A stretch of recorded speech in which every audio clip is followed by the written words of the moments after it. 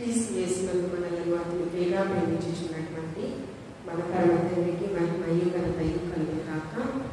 ఆమేన్. ఇన్నాన క్రీస్తు కొరకు ప్రయాసపడినటువంటి ముగ్గురు శ్రీమూర్తులు ఈ కడవరి దినాలలో మనము కూడా భౌతికపరమైన విషయాల పట్ల ఎంతగానో ప్రయాసపడుతూ ఉన్నాము. కానీ క్రైస్తవుల యొక్క నిరీక్షణ ఒకటే, జీవ గ్రంథమందు మన పేరు లిఖించబడి ఉండాలని మనం ఆశతో ఎదురు చూస్తూ ఉన్నాం. కాబట్టి మనం అందరం కూడా పరిశుద్ధ గ్రంథములో పరిశుద్ధాత్మ దేవుడు క్రీస్తునందు ప్రయాసపడినటువంటి శ్రీమూర్తులు ఏ విధంగా ఉన్నారు, వారిని అనుసరించి మన జీవిత విధానాన్ని ఏ విధంగా కొనసాగించాలి అనేది కొన్ని మాటల్లో మనం ధ్యానం చేద్దాము. వాక్యానుసారంగా రోగిల్ రాసిన పత్రిక 16వ అధ్యాయము 12వ వచనం చదువుకున్నాము. ప్రభువునందు ప్రయాసపడు త్రుపైనాకును త్రుపోసాకును వందనములు, ప్రియురాలకు పెర్సీసునకు వందనములు.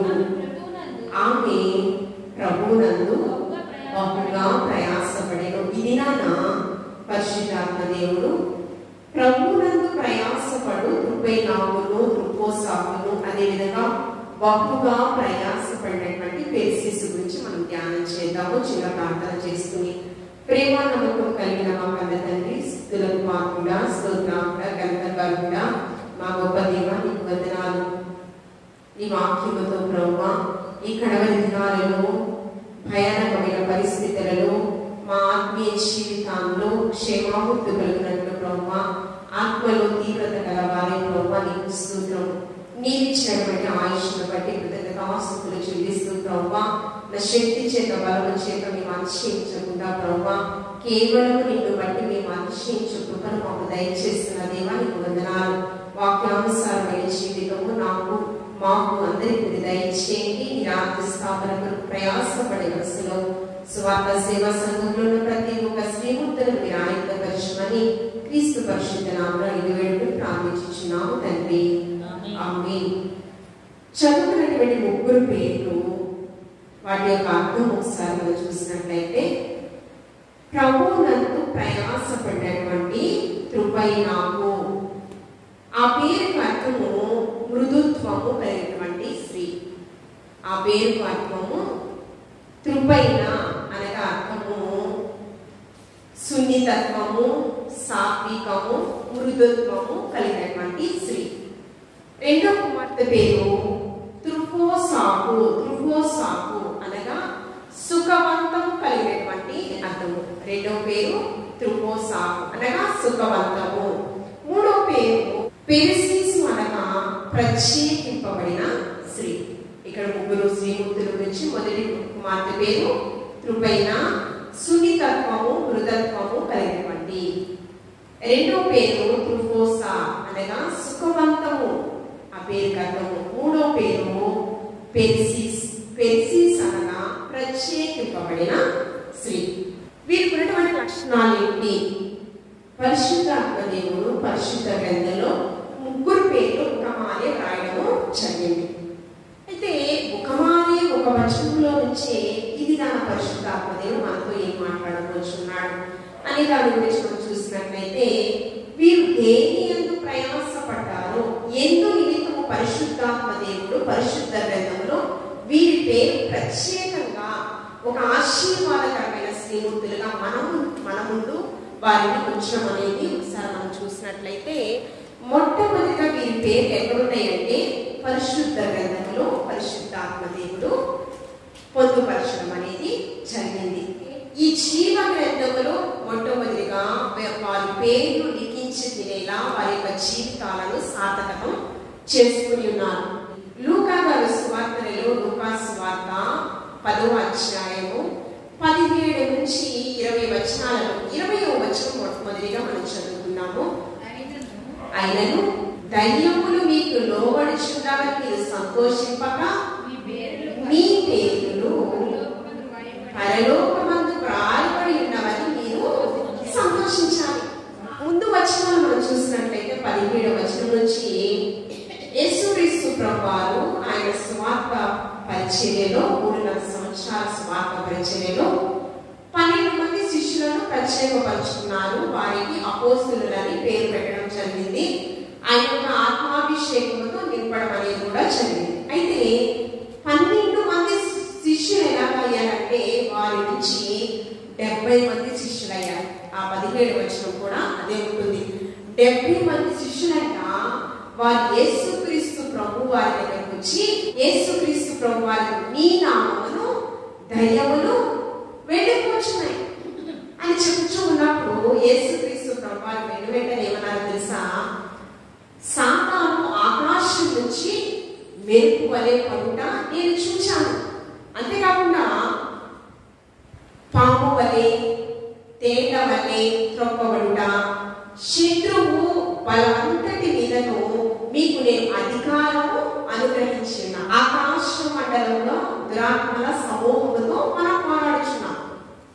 మనం పోరాడేది ఈ లోక అధికారైనటువంటి అపవాదితో మనం పోరాడుచున్నాం, దురాత్మల సమూహముతో. ఈ దురాత్మల మీద మీకు నేను అధికారం ఇచ్చాను. దీన్ని బట్టి మీకు సంతోషించకూడదు. దేని బట్టి సంతోషించాలన్నాడు? పరలోకమందు మీ పేరు లిఖించబడి ఉన్నవని మీరు విశ్వసించాలి. దాన్ని బట్టే మీరు సంతోషించాలి. ఎక్కడైనా వారితో అతిశయం వస్తుందేమో, పేరు వెంటనే దేవాది దేవుడు వీటన్నిటిని బట్టి కాదు, లోక సంబంధమైన వాటిని బట్టి, దేన్ని బట్టి మీరు అతిశయించకూడదు, సంతోషించకూడదు. ఒకటే, దేని బట్టి సంతోషించాలి? జీవ గ్రంథం అందు మన పేరు లిఖించబడి ఉన్న దాన్ని బట్టి మాత్రమే మనము సంతోషించాలి. మన ఫలము ఇహలోక సంబంధమైనది కాదు కానీ పర సంబంధమైనది. దాన్ని బట్టి మాత్రమే మీరు సంతోషించాలని దేవదేవుడు తెలియపరుస్తున్నాడు. ప్రకటన గ్రంథంలో 20వ అధ్యాయం 12వ వచనంలో అది తీయనవసరం లేదు. యోహాను గారు పద్మాసు దీపంలో పరలోక రాజ్యాన్ని ముందుగానే చూసి ఆయన ప్రకటన గ్రంథాన్ని రాసినప్పుడు ఆ ప్రకటన గ్రంథంలో అంట గొప్పవారే కానీ కొద్దివారే కానీ అనేక మంది అంట మృతి పొందిన వారు ఉన్నారంట. వారందరూ కూడా ఒక దినాన సింహాసనం ఎదుట నిలబడి ఉన్నారంట. ఆ నిలబడి ఉన్నప్పుడు గ్రంథములు విప్పబడుచున్నాయి. గ్రంథం కాదండి, గ్రంథములు విప్పబడుచున్నాయి ఆ సింహాసనం అంత. గ్రంథములు అంటే ఏంటండి? జీవ గ్రంథము, వేరొక గ్రంథం కదండి. జీవ గ్రంథంలో అయితే మన పేరు ఉండాలి. వేరొక గ్రంథంలో ఉంటే ఏమవుతుంది? అక్కడ వచనాలలో వారికి అగ్నిగుండములో నరకయాతన వారు అనుభవిస్తారు. మన పేరు ఎక్కడుండాలని మనం ఆశపడాలండి? జీవ గ్రంథంలో మనం మరణ పర్యాంతం వరకు కూడా ప్రయాసపడుతూనే ఉండాలి. ఆ జీవ గ్రంథంలో మన పేరు లిఖించబడే విధంగా, లిఖించబడినప్పుడే మన జీవితము సార్థకము అవుతుంది. మొట్టమొదటిగా వీరికున్న గొప్ప స్థితి ఏంటండి? జీవ గ్రంథంలో పరిశుద్ధాత్మ దేవుడి 3 పేర్లు మాదిరికరమైన వనితలుగా, ఆశీర్వాదకరమైన వనితలుగా లిఖించడము జరిగింది. రెండవదిగా మనం చూస్తూ ఉన్నప్పుడు చదువుకున్నటువంటి వాక్య భాగంలో ప్రభువునందు ప్రయాసపడ్డారంట. ఎవరినందు ప్రయాసపడ్డారు? మనము చాలా ప్రయాసపడుతూ ఉంటాం. భౌతిక పరంగా మన జీవనోపాధి కొరకు, కుటుంబ బాధ్యత నిమిత్తము మన శక్తిని మించిన కొలది ఎంతగానో మనము ప్రయాసపడుతూ ఉంటాం. ఒక్కొక్కసారి మనం అనుకున్న ఫలితాన్ని మనం చూడలేని పరిస్థితి కూడా ఉంటుంది. మనం ఎన్నో ఊహలతో మన జీవితాన్ని కొనసాగిస్తూ ఉంటాం. కానీ ఆ ఊహలన్నీ కూడా ఒక్కొక్కసారి చిన్నభిన్నమైపోతూ ఉంటాయి కదా. మనము మొట్టమొదటిగా భౌతిక పరమైన విషయాల కొరకు చింతపడకూడదు. చింతపడకూడదని దేవుడు ఆశపడుచు ఉన్నాడు. ఎవరి కొరకు ప్రయాసపడ్డారు? ప్రభు కొరకే, ప్రభు నిమిత్తం మాత్రమే ప్రయాసపడ్డారు. చూడండి, పరిశుద్ధ గ్రంథంలో ఎఫెసీయులకు రాసిన పత్రిక 5వ అధ్యాయము 8వ వచనంలో, ఎఫెసీయులకు రాసిన పత్రిక 5వ అధ్యాయం 8వ వచనంలో, మీరు పూర్వమందు చీకటి అయి ఉండేది, ఇప్పుడైతే మీరు ప్రభునందు వెలుగునై ఉన్నారు. ఎలా ఉన్నామండి? ఇది ఈ ప్రయాస ఎవరంటే యేసుక్రీస్తు ప్రభువారు మన కొరకు ప్రయాసపడి ఉన్నారు.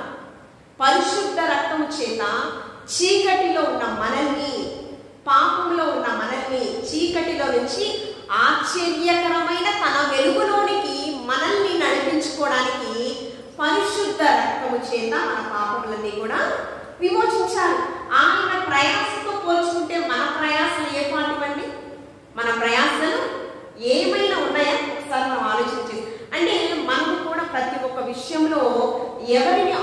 అనుకరించాలి అంటే, ఎవరిని మాదిరికరంగా మనం చూడాలి అంటే ఒక యేసుక్రీస్తు ప్రభుల వారిని మాత్రమే మనం మాదిరికరంగా చూడాలి. అందుకని పౌలు గారు 14 సంఘాలు స్థాపించి, నేను క్రీస్తును పోలి నడుచుకున్న ప్రకారం మాత్రమే మీరు నన్ను పోలి నడుచుకోండి. మనం ఎంతగానో ప్రయాసపడుతున్నాం అనుకుంటూ ఉంటాం, కానీ మన ప్రయాస యేసుక్రీస్తు ప్రభువారితో టాలీ చేసుకుంటే ఏమి. అందుకనే ఆవగినంత విశ్వాసం మీకు ఉంటే చాలు అని యేసుక్రీస్తు ప్రభువారు వాక్యంతో చాలా స్పష్టంగా మాట్లాడడం జరుగుతుంది.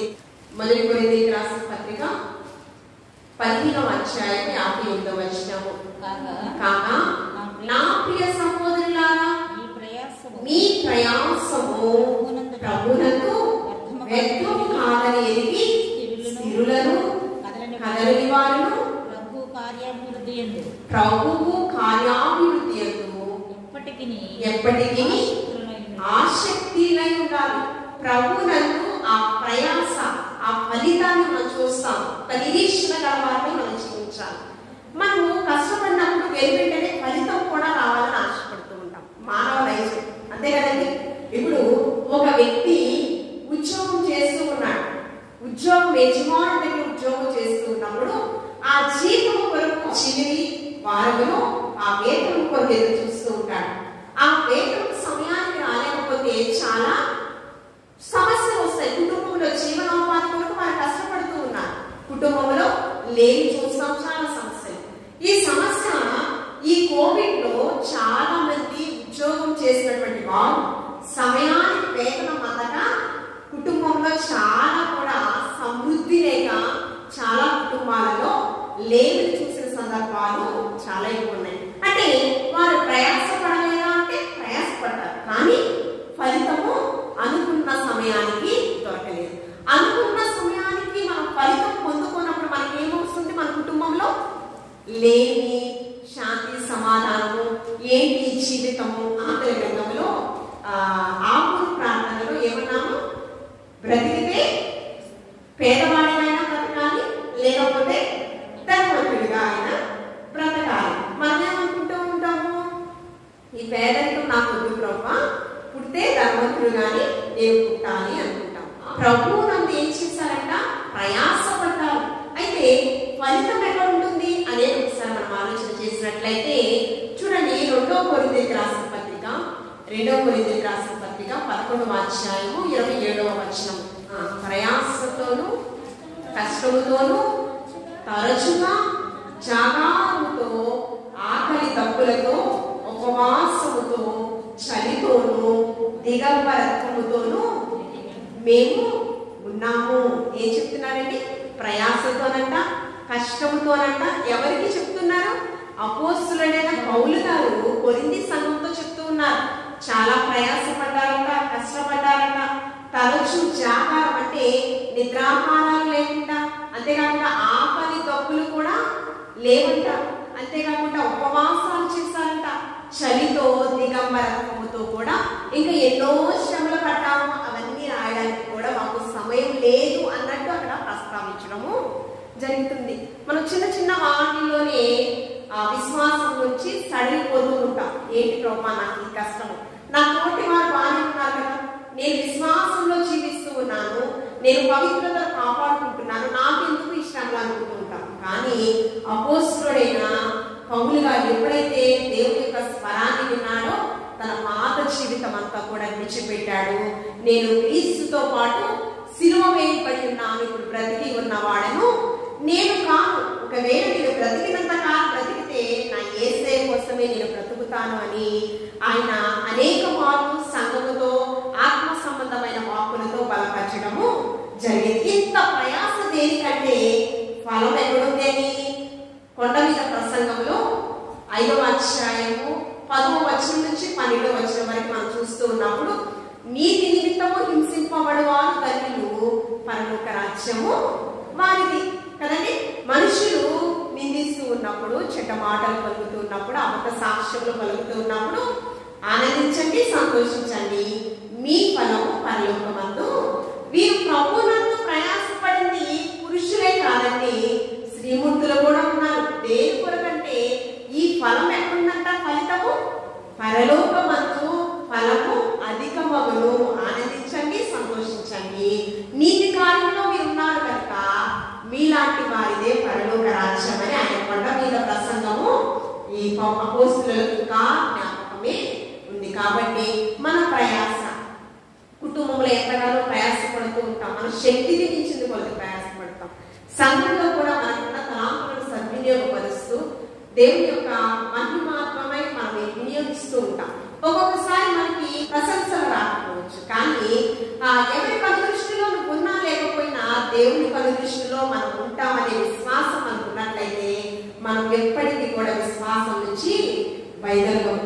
ఈ జీవ గ్రంథంలో ఏమని తెలియపరుస్తుందంటే పరిశుద్ధాత్మ దేవుడు ఈ క్షణమందు మీ ఫలము పరలోకమందు ఉంది, కాబట్టి మీరు సంతోషించండి అని చెప్పి దేవాది దేవుడు ప్రయాసపడ్డారు. ప్రభునందు ఆ ఫలితము ఆశీర్వాదము పరమంతులదని వారు విశ్వసించి మొదటి కుమార్తె పేరు కృపైన అనగా ఏమని చూసాము, సున్నితత్వము, మృదుత్వము, సాత్వికం కదా. అయితే ఆ పేరుకి అర్థం గురించి ఒకసారి మనం ఆలోచన చేసినట్లయితే మృదుత్వం, జ్ఞానిపడే సలోమాన్ గారి సామెతల గ్రంథంలో 15వ అధ్యాయం 1వ వచనంలో మృదువైన మాట ఏం చెప్తుందండి, కోపాన్ని చల్లార్చును. ఏం చేస్తుంది? చాలా మంది కఠినమైన మనస్సు మార్చబడాలి అంటే దేవుని యొక్క మెల్లని స్వరం వారిని తాకాలి కదండి. మృదువైన మాట ఏం చేస్తుందంటే బండరాతి హృదయాలనంట మెత్తనిగా చేసే సామర్థ్యము మన నోటి మాటకు లేదు, కానీ దేవుని యొక్క వాక్కుకు మాత్రము ఉంది. అంతేకాకుండా మనం చూస్తూ ఉన్నప్పుడు చూడండి, 2వ కొరింథీయులకు రాసిన పత్రిక 10వ అధ్యాయము 1వ వచనము, మీ ఎదుట ఉన్నప్పుడు మీలో అనుభవము గలవాడైనట్టు ఎదుట లేనప్పుడు నేను ధైర్యము గలవాడనైనట్టు పౌలను నేనే యేసు క్రీస్తు యొక్క ఎవరి యొక్క అనుభవము, అంతేకాకుండా ఆ ధైర్యము గలవాడైనట్టు నేను ఉన్నాను కదా. ఇది ఎవరి వల్లంట? పౌలను నేను యేసు క్రీస్తు యొక్క తర్వాత సాత్వికమును మృదుత్వమును బట్టి మిమ్మల్ని వేడుకొనుచున్నాను. ఎవరికి ఏంటి లక్షణాలు? ప్రభు అయిన యేసు క్రీస్తు ప్రభు వారికి ఏమున్నాయంట? సాత్వికము, మృదుత్వము ఉన్నాయి. ఆ లక్షణాలు మనము కూడా కలిగి జీవించాలని దేవదేవుడు ఆశపడుతూ ఉన్నాడు. అంతేకాకుండా యాకోబు గారి పత్రికలలో 3వ అధ్యాయం 17వ వచనంలో మీరు తీయనవసరం లేదు, అయితే పైనుండి వచ్చు జ్ఞానము మొదట పవిత్రమైనది, రెండవదిగా మృదువైనది అంట. ఏంటండి? ఇది పరలోక సంబంధమైనదంట. పైనుండి వచ్చు జ్ఞానము మొట్టమొదటి ఏమైందంట? పవిత్రమైనది, రెండవదిగా మృదువైనది. మృదుత్వం అంట ఇది పరలోక సంబంధమైన లక్షణాలు. అది ఎవరికున్నాయంట? పరలోకాధికారి యేసుక్రీస్తు ప్రభు వారికి ఉన్నాయి. ఆ మృదుత్వం చాలా గొప్ప వరము. ఆ లక్షణం మనము కలిగినట్లయితే ఎంతో మందిని ప్రభు వైపు మనము ఆకర్షించవచ్చు. అంతేకాకుండా పేతురు రాసిన మొదటి పత్రికలో 3వ అధ్యాయం 4వ వచనం సాధువైనట్టు మృదువైనట్టు అక్షయ అలంకారం మీరు కలిగి ఉండండి పేతురు గారు ఆ పత్రికలలో ప్రస్తావించడం కూడా జరిగింది. మొదటి పేరు ఏం చేశాము? కృపైన, దాని పేరు అర్థం ఏంటంటే మృదుత్వం. ఈ లక్షణాలన్నీ కూడా మృదుత్వం అనేది పరలోక సంబంధమైన ఆశీర్వాదము, అది పరలోకాధికారి త్రిత్వంలో ఏకమైన దేవదేవుడు ఉన్నటువంటి లక్షణాలు. ఆ లక్షణాలు మనం కూడా కలిగి ఉండాలని దేవదేవుడు ఆశపడుచు ఉన్నాడు. రెండవ పేరు ఏంటంటే త్రువాసాకు అనగా సుఖవంతం. దీని గురించి మనం ఆలోచన చేసినట్లయితే మొదటి కొరింథీయులకు రాసిన పత్రిక 16వ అధ్యాయం 18వ వచనం, మీరు లేని కొరతను మీరు నాకు తీర్చి నా ఆత్మకును మీ ఆత్మకును. దేనికండి? మనకు సుఖం కావాలి. దేనికి కావాలి చెప్పండి? మనకు ఆరోగ్యం కావాలి. దేనికి కావాలి? కాదు. ఇప్పుడు చదువుకున్నటువంటి వాక్యం కాకుండా భౌతిక పరంగా మానవ రీతిగా మనం ఆలోచన చేసినట్లయితే మన శరీరానికి సుఖం కావాలనుకుంటాం, అంతేనా? శరీరం ఆరోగ్యంగా ఉండాలనుకుంటాం కదా. మనం శరీరంలో సత్తు ఉండాలనుకుంటాం కదా. మనము దేనికి సుఖం కావాలని దేవదేవుడు చెప్తున్నాడంటే నీ ఆత్మకును నా ఆత్మకును. ఎవరంట? స్టెఫను ఆత్మకును, పౌలు గారి ఆత్మకును,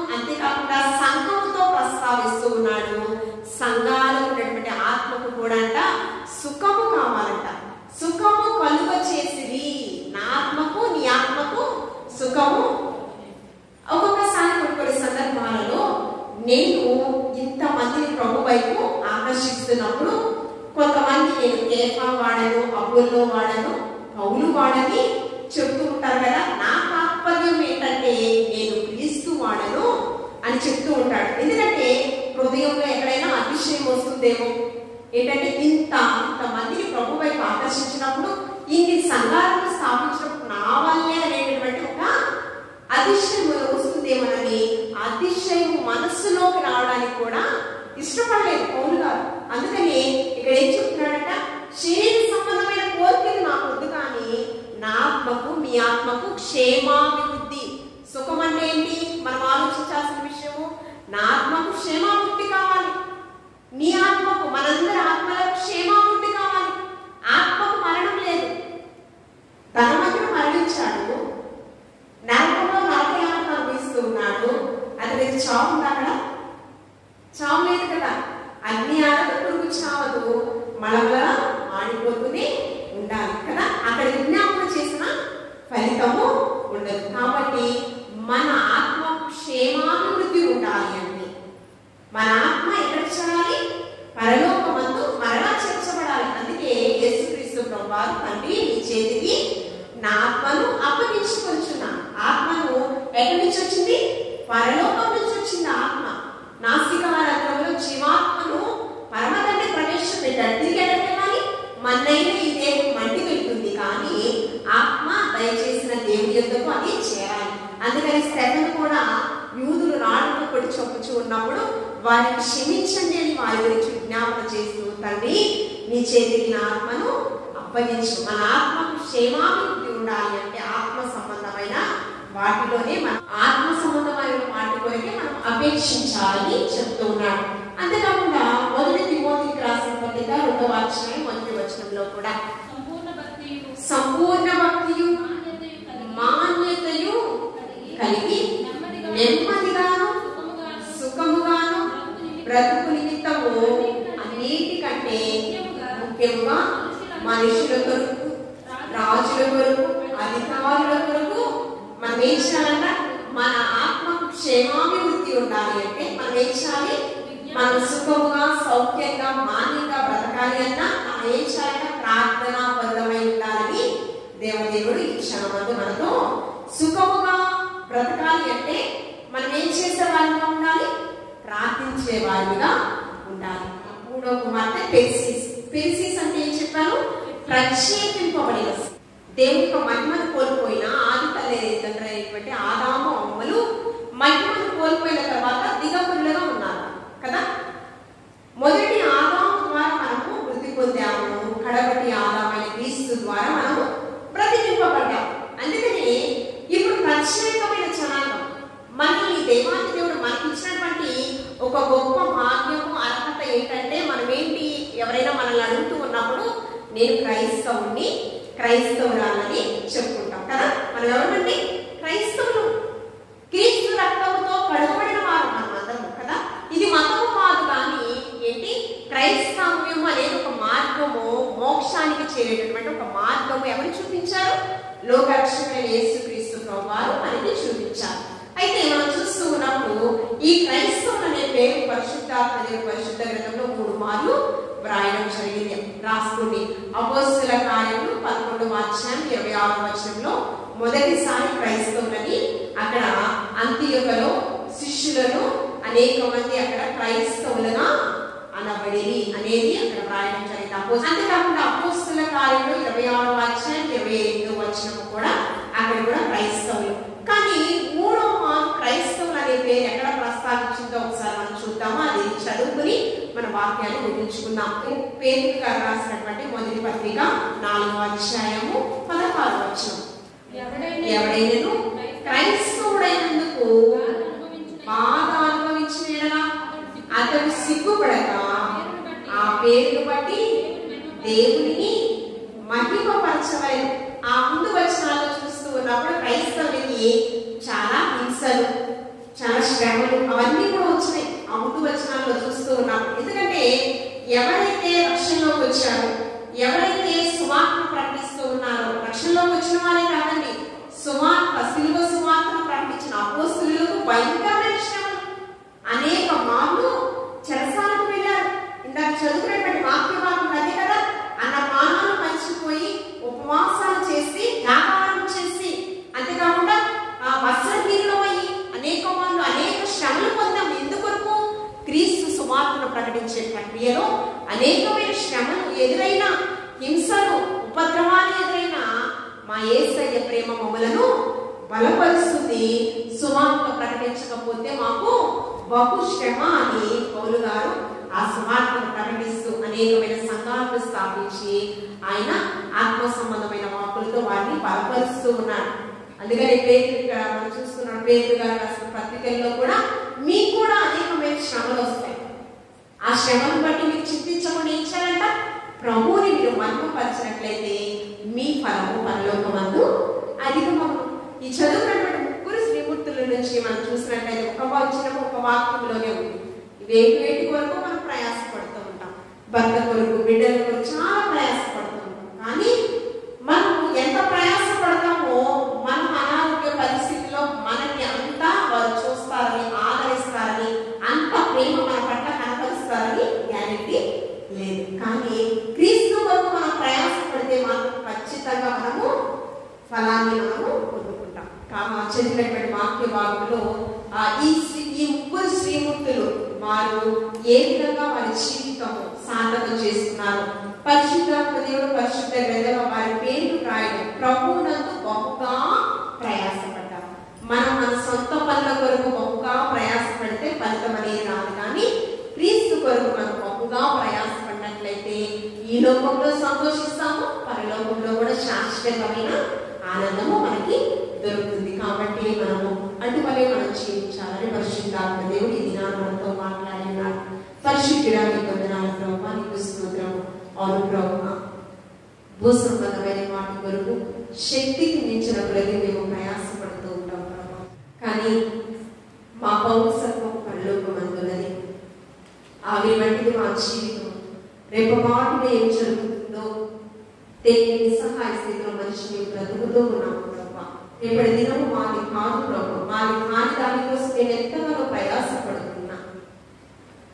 శిథిలమైన ఈ గృహాలను విడిచిపెట్టి నీవు ఏర్పాటు చేసినటువంటి ప్రభా ఆ గృహానికి మేము చేరాలి అంటే, ఆ నూతన యెరూషలేములో మేము స్థానాన్ని సంపాదించుకోవాలంటే ప్రభా నీవు ఇచ్చినటువంటి రక్షణను చాలా జాగ్రత్తగా కాపాడుకుంటూ మా మరణ పర్యంత వరకు కూడా నీకు ఇష్టలుగా జీవిస్తూ ప్రభా నీవిచ్చినటువంటి తలాంతులను సద్వినియోగపరుచుకుని నీ రాజ్య స్థాపన కొరకు ప్రయాసపడే వరుసలో సమయాన్ని సద్వినియోగపరుచుకుని సన్నిధానంలో ఇచ్చినటువంటి శ్రీమూర్తులందరినీ దీవించి ఆశీర్వదింపచేయండి.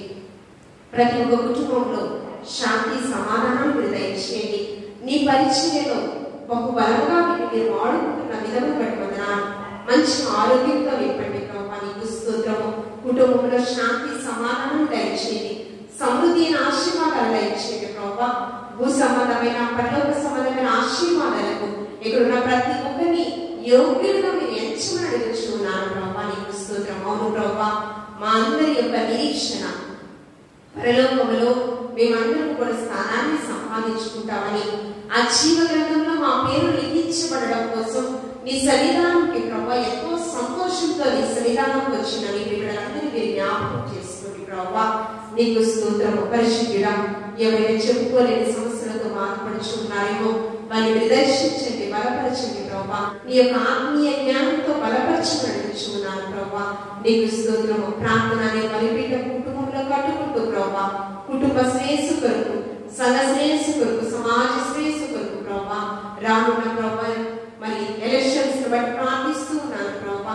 దైవ నీతి కలవారు ప్రభా మిమ్మల్ని మీరు ఏర్పాటు చేసుకోమని అడుగుచున్నాను ప్రభా, నీకు స్తోత్రము. నీ స్వార్థను ప్రభా ప్రోత్సాహపరిచేటువంటి అధికారులను మీరు లేవనెత్తమని అడుగుచున్నాను. యుద్ధము ఎక్కువగా అదే ప్రభా, నీకు స్తోత్రము. మనుషులందరూ కూడా దైవ నీతి కలవారిని గ్రహించుకుని వారికే ఓటుని ప్రభా వినియోగించినట్లు నీ జ్ఞానంతో స్వార్థ సేవా సంఘంలో ఉన్న ప్రతి ఒక్క బిడ్డని మీరు నింపమని అడుగుచున్నాను ప్రభా. నీ రాకడ కొరకు సిద్ధపడే వరుసలో ప్రభా నీ రాజ్య స్థాపన కొరకు ప్రయాసపడవలసిన ఉన్న ప్రతి ఒక్క బిడ్డని స్వార్థ సేవ సంఘంలో ఉన్న ప్రతి ఒక్క స్త్రీని మీరు ఆయుధపరచమని, రాలేని వారికి మరొక తరుణాన్ని మీరు దయచేయమని క్రీస్తు పరిశుద్ధ నామమున వేడుకొని ప్రార్థించుచున్నాము తండ్రి.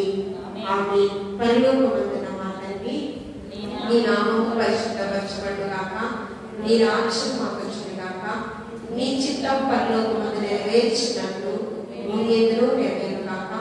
మాకు కావలసిన ఆహారం నేడు మాకు దయచేయము, మా మనస్సులను క్షమించిన ప్రకారం మాకు క్షమించు, మమ్మల్ని శోధన నుంచి తప్పించు.